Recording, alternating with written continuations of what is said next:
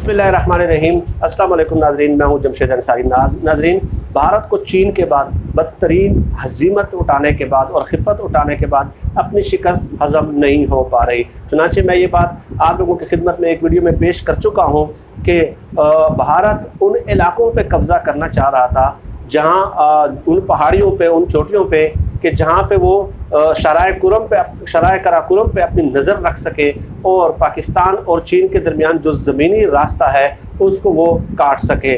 लेकिन उन इलाकों पे भी अब चीन ने कब्ज़ा कर लिया है। चुनांचे भारत की ये जो ख्वाहिश है कि जो पाकिस्तान और चीन की जो स्ट्रेटेजिक लाइन है उसको काट दिया जाए और ज़रूरत के वक्त, जो जंग के वक्त या कोई ऐसे हंगामी सूरत हाल में चीन और पाकिस्तान ये इस्तेमाल ना कर सके, तो भारत का ये ख्वाब भी अब लंबे अरसे के लिए यूँ समझ लें कि वो टूट चुका है। चुनांचे भारत ने बराह रास्त पाकिस्तान के साथ अब जो है ना महाज हराई की बजाय एक अपनी जो प्रॉक्सीज़ हैं इस मुल्क के अंदर उसको दोबारा से मुतहरक करना शुरू कर दिया है। और इसके लिए उनका ख़ास हदफ जो है वो पाकिस्तान के 3 सूबे हैं नाज़रीन, 3 सूबे, सिंध, बलूचिस्तान और पाकिस्तान के कबायली इलाके भी अब चुके KP में शामिल हो चुके हैं। तो इसलिए मैं कानूनी आईनी तौर पे यही कहूँगा कि KP का जो इलाका है वो भी है। तो अब आप देख लें कि PTM की सरगर्मियाँ आप लोगों के बिल्कुल सामने हैं, उनके बयानात भी आपके सामने हैं और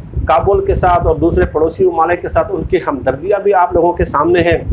और वो किस किस्म की एक्टिविटीज़ और किस किस्म की लैंग्वेज यूज़ करते हैं सोशल मीडिया पे, जो पूरी दुनिया में देखा जाता है। सोशल मीडिया पे, ट्विटर पे देख लें, फेसबुक पे देख लें, तो उनकी एक्टिविटीज़ पूरी दुनिया में ज़ाहिर है देखी जाती है।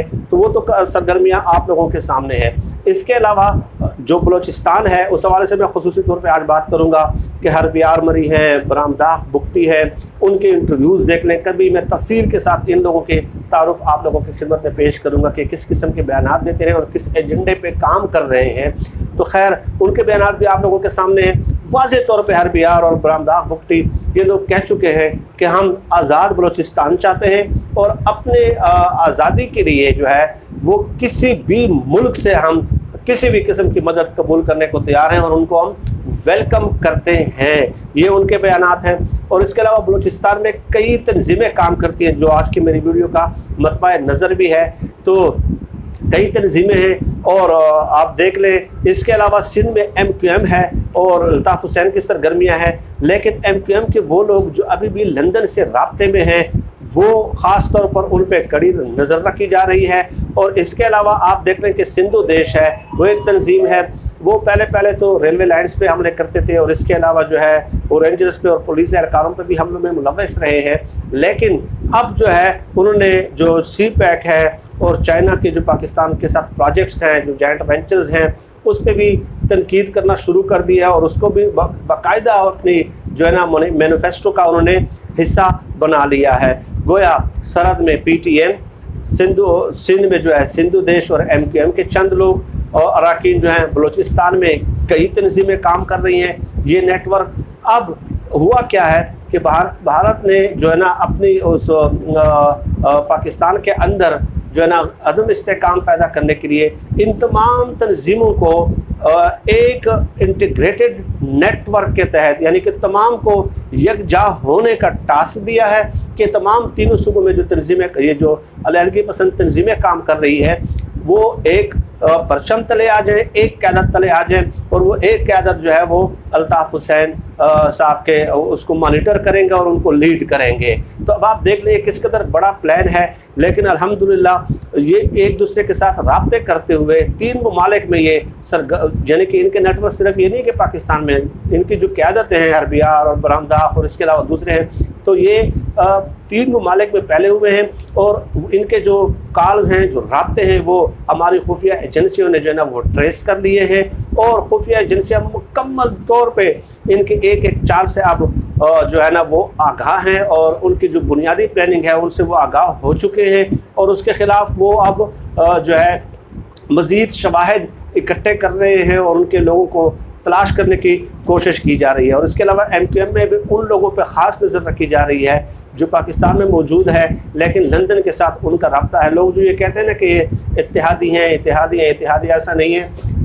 एजेंसियों की पूरी नज़र है और एजेंसियां मुकम्मल उनको मॉनिटर कर रही है और तहकीकात कर रही है। जैसे कि मैंने कहा कि 3 मुल्कों में उनके जो राब्ते हैं, वो जो काले हैं जो आपस में एक दूसरे के साथ कर रहे थे, तो वो जो है खुफिया एजेंसियों ने ट्रेस आउट किए हैं। इसके अलावा नाज़रीन आप देख लें कि बलूचिस्तान में जो तंजीमें काम कर रही हैं, ठीक है, ये आपको मैं बता रहा हूँ कि हमारी खुफिया एजेंसियाँ क्या कुछ कर रही है, ठीक है, और किस कदर कितने बड़े मुल्कों के साथ वो नबर्द आजमा है और कितने बड़े अंदरून खाना हमारे मुल्क के अंदर ही इस मुल्क को अदम इस्तेहकाम से दो चार करने के लिए प्लानिंग्स वगैरह चल रही हैं। लेकिन हमें कभी थोड़ा सा एक बयान किसी सियासतदान का आ जाए तो फ़ौरन ही हम उनकी तरफ तनकीद और तनकीज़ के नश्तर बरसाना शुरू कर देते हैं। अच्छा, पहले बलूचिस्तान में जो कार्रवाइयाँ शुरू होती है नाज़रीन, बलोच लिबरेशन आर्मी BLA है, 2000 में ये जो हमारा पड़ोसी मुल्क है भारत की शय पे, इसने बलूचिस्तान में कार्रवाइयों का आगाज़ किया था। सिक्योरिटी इदारों, आम शहरी और ख़ास तौर पर असातिज़ा कराम को निशाना बनाया था। 2003 और 2005 के दरमियान इनकी कार्रवाइयों में बहुत ज़्यादा शिद्दत आती है और बहुत ज़्यादा फैल जाती है, मगर वफाकी हुकूमत बलूचिस्तान हुकूमत में शामिल कबाइल या मादीन के ज़रिए इन BLA को मौका देना चाह रही थी कि राह रास्त पे आ जाए, लेकिन उसके बावजूद भी ये तमाम तर कोशिशें 2003-2005 में नाकाम हुई। तो सिक्योरिटी इदारों ने 2006 में ऑपरेशन करके BLA की लीडरशिप ख़त्म कर दी थी और सितंबर 2008 में BLA ने फायरबंदी का ऐलान करते हुए बलोच लिबरेशन आर्मी ने हुकूमत के सामने हथियार डाल दिए थे, लेकिन पड़ोसी ममालिक को ये बात हज़म नहीं हो सकी। उन्हें अपनी मौत महसूस हुई, चुनांचे उन्होंने फिर BLA को मुनज़्ज़म करना शुरू कर दिया। ये मैं आपको बता रहा हूँ कि खुफिया एजेंसियाँ कैसे दूसरे मुल्कों के एजेंसियों से लड़ रही हैं, ठीक है। फिर क्या हुआ कि 22 अप्रैल 2008 को बलूचिस्तान यूनिवर्सिटी के वाइस चांसलर सफदर अली कियानी, 27 अप्रैल 2010 को बलूचिस्तान यूनिवर्सिटी की खातून प्रोफेसर नाज़मा तालिब और 26 मई 2012 को फरहान कॉलेज के प्रिंसिपल मुजफ्फर हुसैन जमाली को निशाना बनाया और तमाम की जिम्मेदारी BLA ने कबूल की।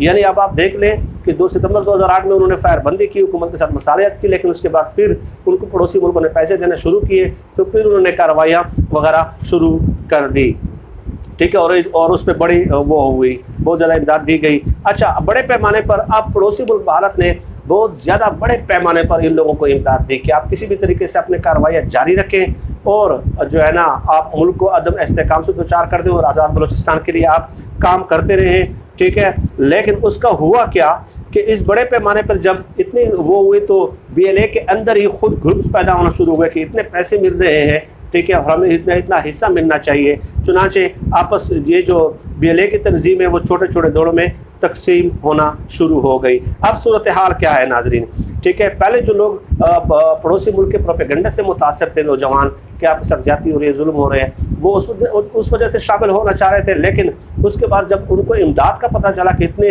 इमदाद आ रही है पड़ोसी मुल्क की तरफ से, तो फिर जो है ना मुख्तलिफ कबाइल जो है वो मुख्तलिफ ग्रुप्स उन्होंने बनाना शुरू कर दिया कि हमें भी इसके अंदर इमदाद मिलेगी। अब वो प्रोपेगेंडा नहीं बल्कि पैसों की वजह से उन ग्रुप्स में शामिल हुए थे और मुख्तलिफ कबाइल शामिल होना शुरू हो गए। चुनांचे आप देख लें जो BLA है बलोच लिबरेशन आर्मी और BRA है, इसको संभाल रही है मरी कबाइल, ठीक है, और इसके अलावा बुगटी कबाइल जो है उसके भी बहुत सारे अनासर हैं BRA में, ठीक है, और BRA वाले ये समझते हैं जो बुगटी कबाइल भी हैं उसमें और मरी कबाइल भी हैं, लेकिन बलोच लिबरेशन आर्मी में ज़्यादातर जो है वो मरी कबाइल है। तो बुगटी कबाइल ये समझते हैं कि BRA जो है ना वो भारतीय इमदाद का और पैसों का ज़्यादा मुस्तहिक है और उनका ज़्यादा इन पैसों पे हक है। इस तरह लश्कर बलूचिस्तान में जो है मैंगल कबाइल के अफराद शामिल हैं और वो ये समझते हैं कि हम जो पड़ोसी मुल्क के पैसे हैं और इमदाद है उसके ज़्यादातर जो है वो हकदार हैं। तो इस वजह से ये जो 3 ग्रुप हैं BLA, BRA और जो है ना लश्कर बलूचिस्तान, इनमें भारतीय इमदाद पे एक दूसरे के साथ बाकायदा जंगें शुरू हुई और एक दूसरे को जो है ना दर्जनों अफराद इन्होंने मारे। 2017 से सितंबर 2019 तक ये ग्रुप आपस की लड़ाइयों में मसरूफ़ है और उनकी लड़ाई सिर्फ बलूचिस्तान के अंदर ही नहीं थी बल्कि पड़ोसी ममालिक में भी ये ग्रुप एक दूसरे पे हमले कर रहे थे। खैर आगे चलते जाएं एक और ग्रुप है बलोच लिबरेशन फ्रंट के नाम से और जिसका मकसद पैसा कमाना है, जो उस ग्रुप को पैसे देगा जो उसके हदफ की तकमील के लिए काम करता रहेगा। और ये जो बलोच लिबरेशन फ्रंट है ये अपने आकाओं के कहने पे बराह रास्त पाकिस्तान में चीनी अहदाफ को निशाना बनाता है। इसके अलावा सिंधु देश वाले जो मैंने आपको बताया कि उन्होंने भी अब चीनी अहदाफ को निशाना बनाना शुरू कर दिया और वो उस पर मुसलसल तनकीद कर रहे हैं और मैनिफेस्टो का हिस्सा बना दिया है। PTM आपके सामने, MQM के वो लोग जो लंदन में हैं, ठीक है, जो लंदन के साथ राब्ते में है वो है, ये तमाम को उधर से पैगाम मिला है भारत की तरफ से कि आप सारे पैसे लें हमसे, जितने पैसे चाहिए, लेकिन आप सारे एक हो जाएं और हम आपको एक मुत्तहिदा क़यादत देते हैं और वो लीडरशिप होगी अल्ताफ़ हुसैन की।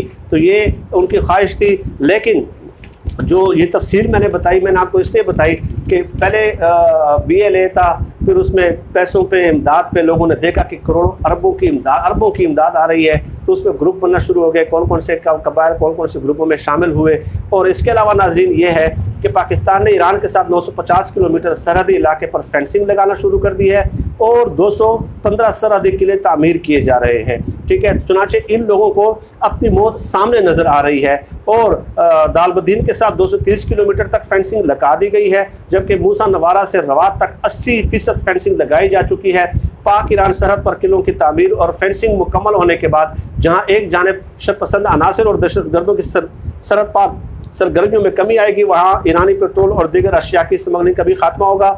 और इसके अलावा पाक ईरान सरहद और अफगान सरहद के साथ भी पाकिस्तान ने फेंसिंग लगाने का काम शुरू कर दिया है और इन इक़दाम के बाद जो है वो इन शरपसंद अनासर पे और उनके आकाओं पे जो है वो बिजलियाँ गिरने वाली हैं और वो इसलिए जो है ना उधर से उनको एक टास्क मिला है कि तमाम के तमाम तीनों सूबों में काम करने वाले सारे लोग जो है वो एक मुत्तहिदा क़यादत के अंडर काम करेंगे और वो होगा अल्ताफ़ हुसैन। तो ये इस कदर साजिशें हैं और 4-5 ग्रुप तो मैंने आपको बलूचिस्तान में बता दिए जो हमारी खुफिया एजेंसियाँ मुसलसल मॉनिटर कर रही होती हैं और यहाँ पे असम्बली में बैठ के कोई सियासतदान जो है उनका हर दूसरे लफ्ज़ का तनकीद, वो तनकीद का रुख ही उस तरफ होता है और सोशल मीडिया भी इस तरफ से भरा हुआ होता है, ठीक है। तो आप ये अंदाज़ा लगा लें कि हमारे मुल्क की सरहदों की हिफाजत के लिए पाक फ़ौज और ये मिल के किस कदर इक़दाम कर रहे हैं। तो तनकीद करते वक्त आप जो है थोड़ा सा ख्याल रखा करें और जो हमारे सियासतदानों की नाअहलियाँ हैं, जिस पार्टी से भी उनका ताल्लुक़ है, विदाउट एनी एक्सेप्शन मैं बात कर रहा हूँ, तो वो आप उनको क्रिटिसाइज़ करें मेहरबानी करके कि वो अपने अंदर ये इंटेलेक्चुअल लीडरशिप पोटेंशियल पैदा करें और इन मामलों को हल करने की कोशिश करें। हर बात में इनको जो है ना मुरद इल्ज़ाम और मुरद एताब कराना ज़रूरी नहीं होता। नाज़रीन आज के लिए इतना ही। इस मौजूद पर मज़ीद बात होगी। आप सब लोग अपना बहुत बहुत ख्याल रखिएगा, मुझे अपने दुआओं में खुसूसी तौर पर याद रखिएगा। अल्लाह सब कामयाब नासिर पाकिस्तान जिंदाबाद।